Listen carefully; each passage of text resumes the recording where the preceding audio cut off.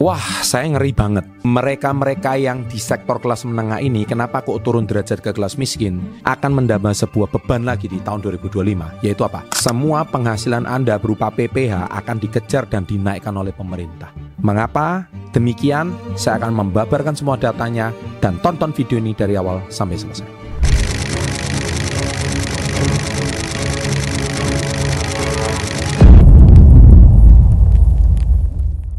Sahabat entrepreneur, salam hebat luar biasa. Selamat datang kembali ke acara sisi yang lain. Saya agak khawatir ya, saya membaca sebuah berita ini yang mana memakai nama presiden lagi. Pak Presiden Prabowo melalui Menteri Keuangan akan menggenjot setoran pajak karyawan pada tahun 2025. Sebaliknya penerima pajak korporasi pada tahun depan ditargetkan turun. Jadi merujuk Perpres 201/2024 tentang rincian APBN 2025, penerimaan PPh pasal 21 mencapai 313 triliun. Target ini meningkat 45% dibanding tahun sebelumnya. Tapi target tahun depan akan ditargetkan sampai 1.200 triliun. Wow, itu bisa naik sampai 300%. Nah, ini saya ngeri-ngeri sedap ya mendengarkan berita ini. Karena apa? Saya punya solusi daripada ngejar PPh. Karena gini, kita tahu kalau ini juga sudah terjadi di Inggris. Kalau ini terjadi, maka ini khawatirnya kelas menengah sudah ngos-ngosan, dipajakin lagi lebih tinggi, ini akan semakin berbahaya. Anda sendiri tahu, saya kan juga pernah mengundang Pak Ahok ya, datang ke Level Up Podcast. Di situ Pak Ahok kan juga sangat tidak setuju masalah pajak. Jadi pajak itu kan dari peninggalan Belanda. Ini dipajakin semua segalanya dipajakin. Apalagi ini pajak penghasilan, ini juga sangat berbahaya. Nah, jadi pemerintahan Inggris ceritanya lagi ngejar pajak baru yang dinamakan dengan sin tax atau pajak pendosa. Apa pula ini pajak pendosa? Tapi ini bisa menjadi sebuah solusi dan alternatif.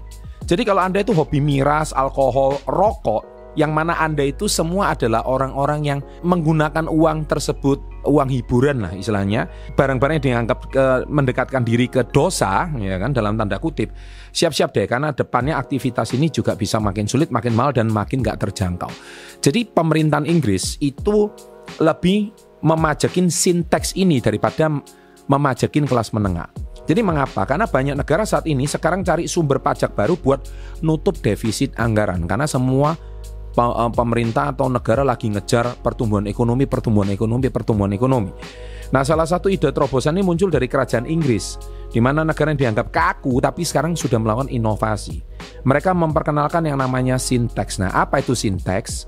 Mari kita bahas. Pajak pendosa ini adalah pajak neraka. Mereka yang disebut sin tax atau pajak yang aktivitas produk yang dianggap berdosa ya, Anda tahu sendirilah. Seperti alkohol, ya kan, rokok, gula yang berlebih. Tapi ini agak sulit di Indonesia karena Indonesia suka banget gula ya.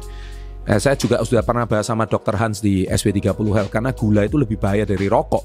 Saya pernah, Anda baca aja judulnya itu bahaya sekali.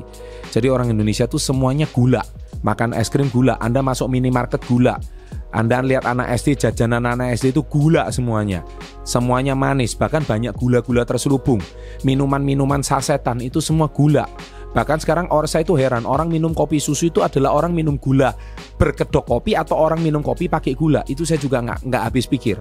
Lotre, ya kan? Nah, pornografi, prostitusi atau narkoba atau ganja. Nah, ini adalah pajak pendosa. Jadi kenapa Inggris berani ngambil langkah ini? Negara Inggris itu ceritanya lagi pusing. Banyak jalan berlubang yang nggak keurus. Nggak bisa sembarangan cetak duit kayak Amerika karena mereka nggak punya petro pound sterling. Jadi petro pound sterling itu apa? Yaitu petro pound sterling, mata uang negara Inggris itu kan pound sterling.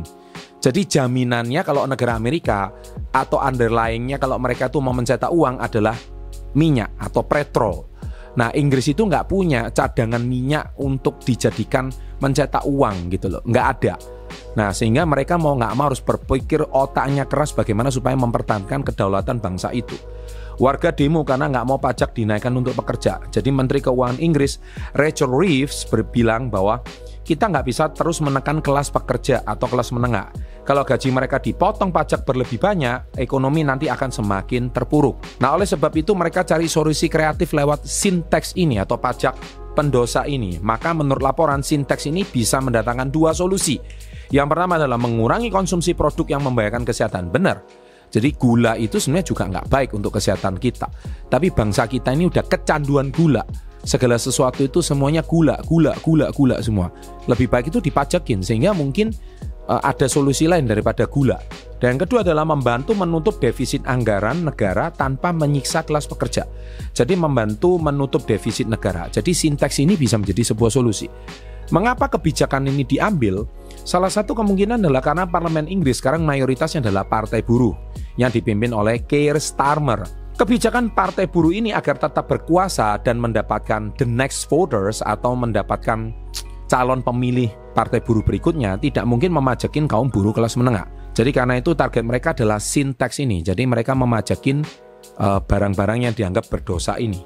Hasilnya dengan Sintex, Inggris diproyeksikan bisa menambah pemasukan negara sekitar 6-50 triliun atau sekitar 900 juta sampai 3 miliar pound sterling. Lalu masyarakat akan hidup lebih sehat tanpa harus menekan kelas menengah. Nah, kita lanjutkan. Kemudian, gimana dengan Indonesia? Mari kita bahas satu persatu. Alkohol pada tahun 2020, nilai penjual minuman beralkohol di Indonesia itu mencapai 7,65 triliun. Ya, itu tahun 2020 saja. Kemudian data dari 2021, rokok itu dikonsumsi sekitar 34,5% orang dewasa atau sekitar 70,2 juta orang. Jadi 70 juta lebih penduduk Indonesia itu perokok menggunakan produk tembakau. Kemudian yang ketiga adalah minuman pemanis. Nah, ini yang paling bahaya. Jadi saya itu tapi kalau rokok mereka itu masih bagus ya. Jadi produsen-produsen rokok itu kan masih berkontribusi kepada olahraga Indonesia. Jadi contohnya misalkan Jarum itu kan masih ada beasiswa untuk Jarum, itu kan besar sekali. Mereka itu jadi ada giving back lah ke pemerintah. Jadi mereka itu pegang bulu tangkis contohnya, pembinaan dan pembibitan bulu tangkis. Ya, tapi ini juga bukan solusi. Nah, yang bahayanya adalah minuman pemanis. Indonesia diproyeksikan menjadi pasar minuman ringan non-alkohol terbesar nomor 8 di dunia. Ngeri ya. Di tahun 2023 dengan nilai penjualan 240 triliun. Itu yang terdata. Minuman manis. Jadi saya nggak mau sebut merek, Anda tulis saja di kolom bawah. Minuman manis apa, minuman saset apa yang dijual di anak-anak sekolah, yang dijual di warung-warung kopi itu semuanya gula. Ya, itu yang konsumsi masyarakat kita sehari-hari. Dan yang terakhir ini yang paling bahaya, judi online. Jadi menurut PPATK, transaksi judi online di Indonesia itu mencapai 327 triliun. Wow.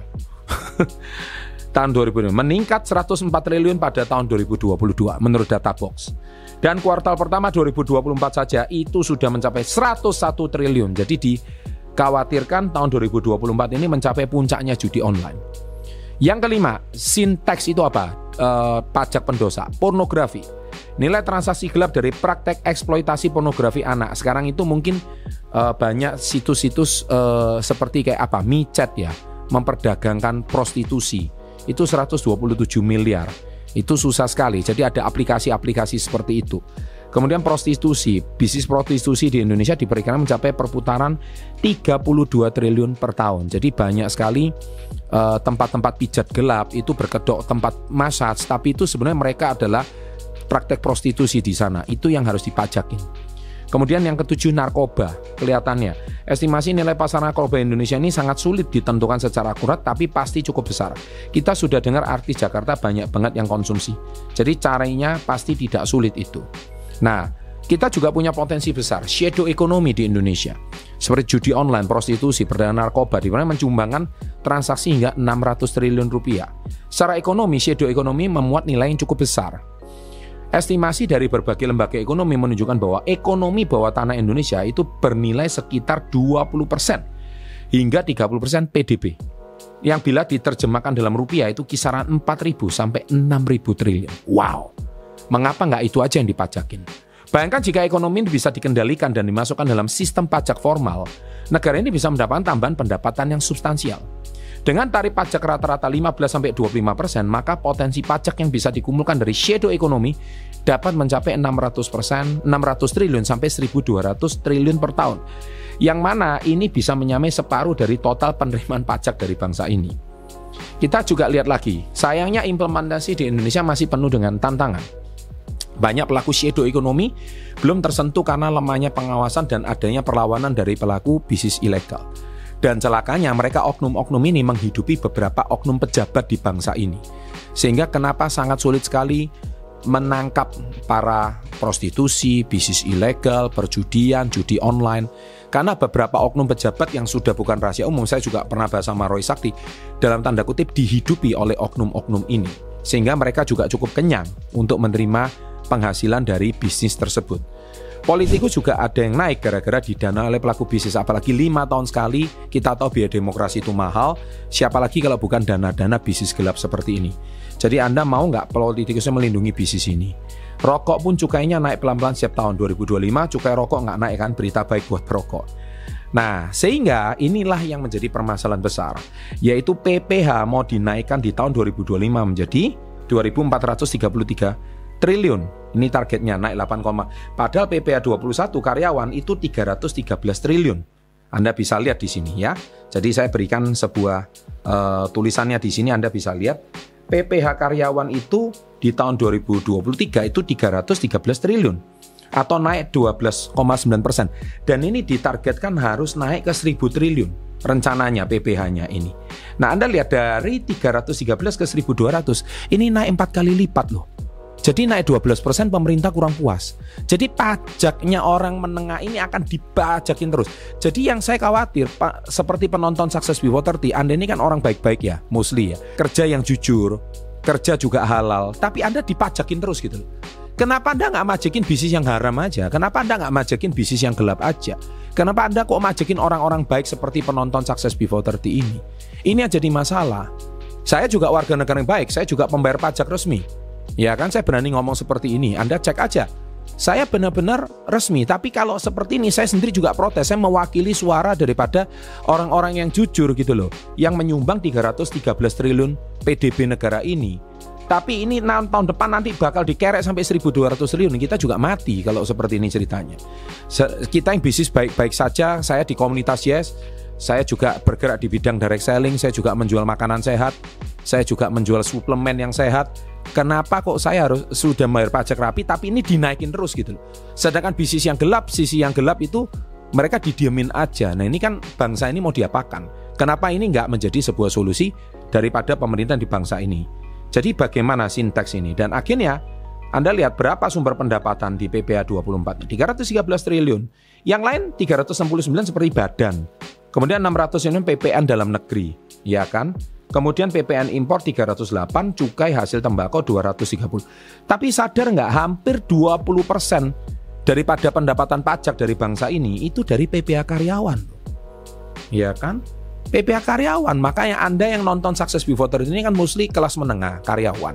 Anda mau cari solusi untuk income lebih sukses. Kita di posisi yang sama. Ini yang jadi masalah. Jadi PPh 21 karyawan itu akan menyumbang 331T.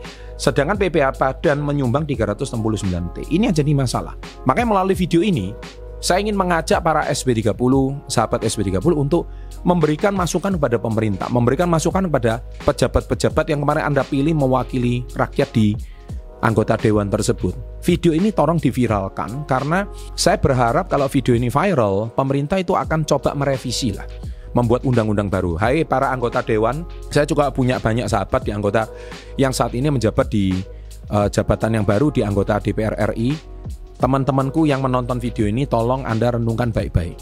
Kasihan orang menengah ini dipajakin terus. Kenapa Anda nggak majekin sinteks itu tadi, seperti langkah daripada pemerintahan Inggris? Jadi pertanyaan saya, kalau Inggris itu bisa, kenapa kita enggak? Ya, kalau kita bisa dimanfaatkan untuk nambah pemasukan negara, tantangannya juga besar. Bandar judi, shadow ekonomi ini nggak bakal tinggal diam kalau bisnisnya dipajekin. Ini pasti akan mengusik sekelompok orang yang memang sudah nyaman dan melihara oknum pejabat. Oknum ya, sekali lagi, saya nggak ngomong semua pejabat, oknum. Kita nggak bisa menyata. Teman saya anggota DPR RI yang baik juga banyak, yang jujur juga banyak gitu loh. Kita nggak bisa menyamaratakan bahwa anggota DPR semuanya itu bohong, kerjanya nggak ada gitu. So, tulis pendapatan di kolom komen, sebarkan video ini, viralkan video ini. Semoga sampai ke telinga pemangku kejabatan, karena saya nggak bisa bekerja sendiri. Tapi kalau semua sahabat SB30 bergerak, niscaya kita bisa membantu pemerintah, mencegah pemerintah untuk melakukan tindakan yang tidak pas. Demikian video kali ini saya buat. Semoga sisi yang lain ini bisa didengarkan oleh pihak yang berkuasa. Sukses untuk Anda dan salam hebat luar biasa.